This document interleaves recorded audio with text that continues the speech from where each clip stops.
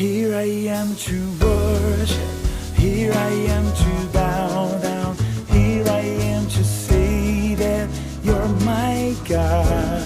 You're altogether lovely, altogether worthy. 8월 21일 토요일 아침입니다. 오늘 또 말씀 나누고 기도 가운데 거룩한 리듬으로 살아가시는 귀한 하루 되시길 바랍니다. 네, 함께 찬송가 357장 세상의 헛된 신을 버리고 오늘은 무반주로 함께 찬양해 보도록 하겠습니다. 세상의 헛된 신을 버리고 하나님 이름 높여 기리세 온 천하 백성 모두 나와서 다 같이 하나님만 섬기세.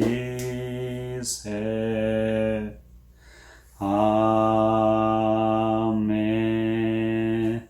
아멘. 무반주로 부른 것은 가사를 좀 깊이 묵상해 보시라는 뜻에서 한번 그렇게 불러봤습니다. 세상의 헛된 신을 버리고 하나님 이름 높여 기리세 온 천하 백성 모두 나와서 다 같이 하나님만 섬기세. 오늘 하루가 우리의 삶이 그런 삶이 되기를 소망합니다. 함께 나눌 말씀은 사사기 8장 10절부터 21절까지입니다. 제가 봉독해 드리도록 하겠습니다. 이때 세바와 살문나가 갈골에 있는데 동방 사람의 모든 군대 중에 칼 든 자 12만 명이 죽었고 그 남은 15,000명 가량은 그들을 따라와서 거기에 있더라. 적군이 안심하고 있는 중에 기드온이 노바와 욕부와 동쪽 장막에 거주하는 자의 길로 올라가서 그 적진을 치니 세바와 살문나가 도망하는지라. 기드온이 그들의 뒤를 추적하여 미디안의 두 왕 세바와 살문나를 사로잡고 그 온 진영을 격파하니라. 요아스의 아들 기드온이 헤레스 비탈 전장에서 돌아오다가 숫곳 사람 중 한 소년을 잡아 그를 신문하매 그가 숫곳의 방백들과 장로들 77명을 그에게 적어준지라.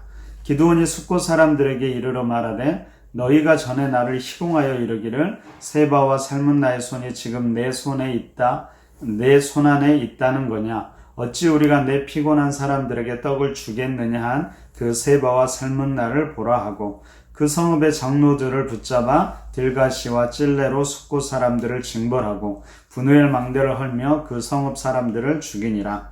이에 그가 세바와 살문나에게 말하되 너희가 다볼에서 죽인 자들은 어떠한 사람들이더냐 하니 대답하되 그들이 너와 같아서 하나같이 왕자들의 모습과 같더라 하니라.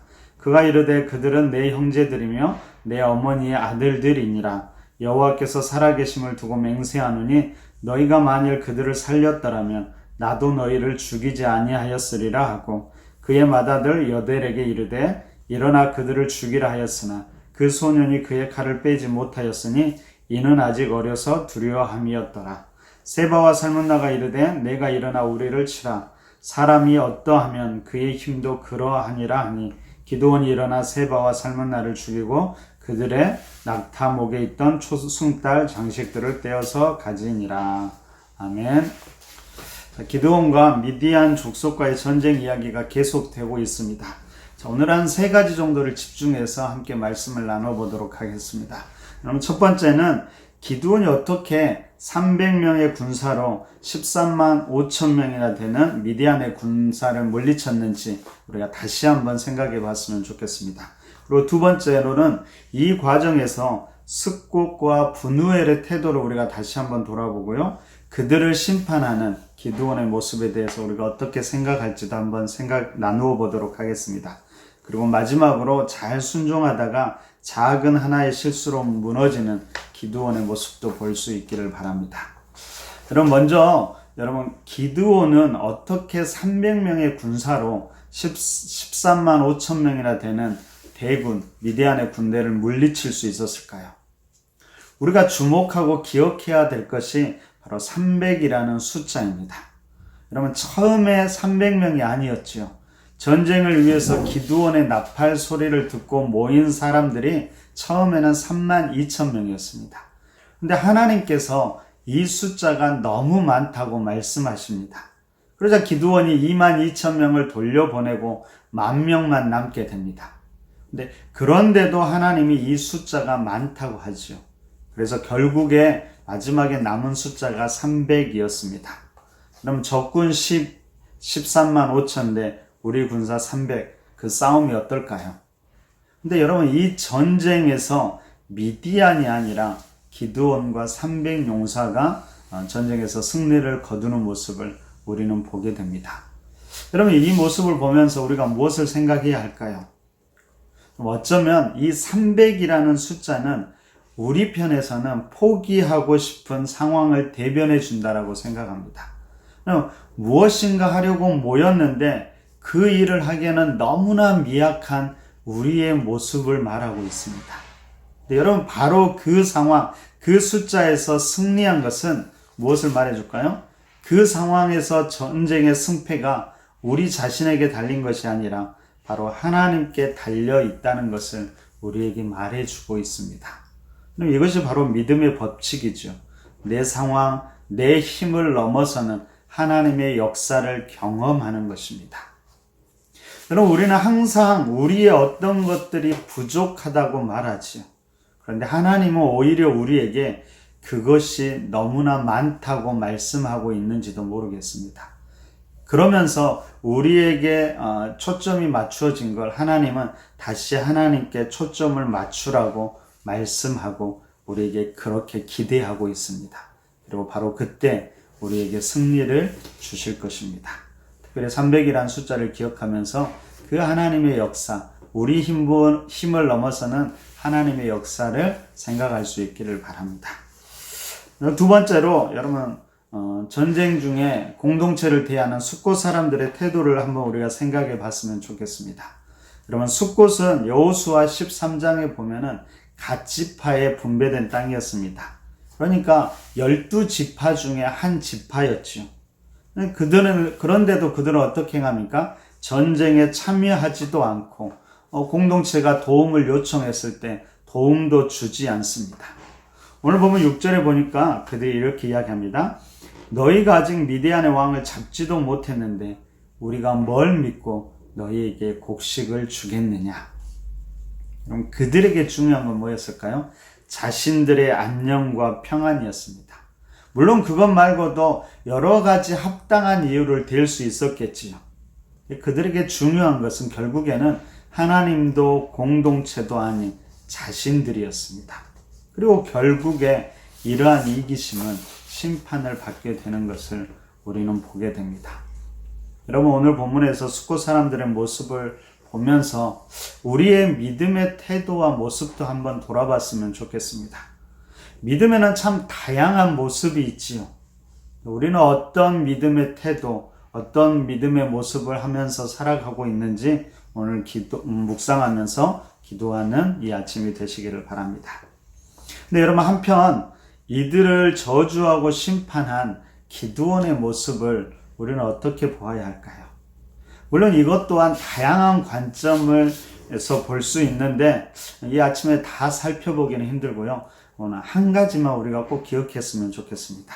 그것은 바로 여러분 8장 전체를 보면 기드온에게는 이 8장은 하나의 전환점이 되는데요. 그것은 바로 지금까지 기드온은 참 연약한 중에도 하나님과 함께하고 하나님의 명령에 그래도 어떻게든 순종하면서 그 전쟁을 잘 해오고 있는데 이제 그 전쟁에 어느 정도 승리를 거둔 바로 이 8장에서부터 점점 더 기드온은 자신이 드러나게 됩니다. 여러분 에브라임의 원망을 달랠 때도 그랬고요. 숫곳이 전쟁에 참여하지 않을 때도 그리고 그들을 심판할 때도 모두 하나님이 중심이 아니라 자기 자신이 중심이었습니다.